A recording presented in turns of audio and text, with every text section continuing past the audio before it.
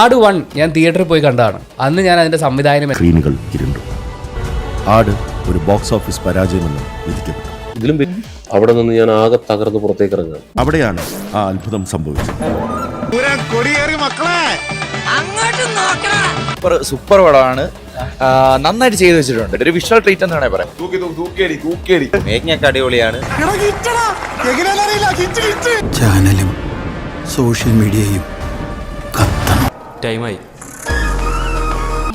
പൊളിപ്പടം, ഒരു രക്ഷയില്ല, അടിപൊളി. ചിരിക്കാനുണ്ട്, സൂപ്പർ ചിരിക്കാനുണ്ട്, എല്ലാം സെറ്റപ്പ്. എങ്ങനെയുണ്ട് പടം? നല്ല ഇടിവെട്ട് പടവാ സാറേ. കളക്ഷനോ?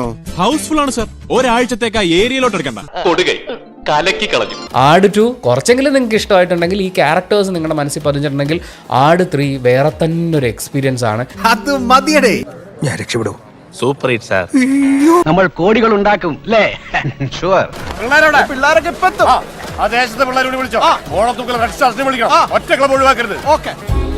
എല്ലാവർക്കും എന്നെ മതി.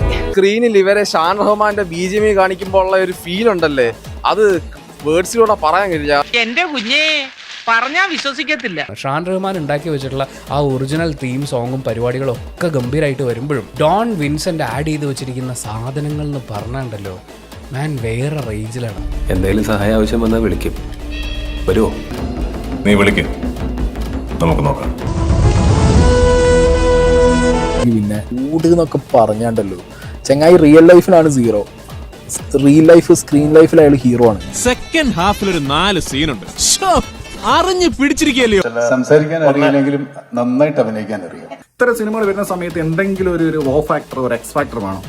അത് കൊണ്ടുവരാൻ ഈ ജോൺറ ഷിഫ്റ്റിൽ കൂടെ 100% സാധിച്ചിട്ടുണ്ട്. എന്റെ രീതികൾ വ്യത്യസ്തമാണ്, ചെലവ് കൂടിയതാണ്.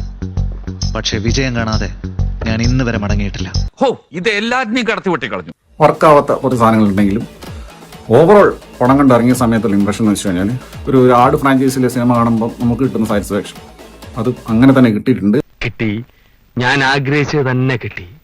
നല്ല അസല് സദ്യ ഉണ്ട് എഴുന്നേറ്റവനെ പോലെ സന്തുഷ്ടനാണ്. കഥ ഇനി അവസാനിച്ചിട്ടില്ല. ഇതൊരു ചെറിയ തുടക്കം മാത്രം, അത്രേ ഉള്ളൂ. 3യുടെ കൺക്ലൂഷൻ ആണ് പാർട്ട് 2 ഉണ്ടാവുക, അല്ലാതെ ആടിന്റെ കൺക്ലൂഷൻ അല്ല. ആടിന്റെയും ആണോ? പാർട്ട് 3 സെക്കൻഡ് പാർട്ടോടുകൂടി ആട് നിർത്തുവാണോ? ആട് ഫ്രാഞ്ചൈസ് ഞാൻ അവസാനിപ്പിക്കുകയാണ്. ശരിക്കും? യെസ്.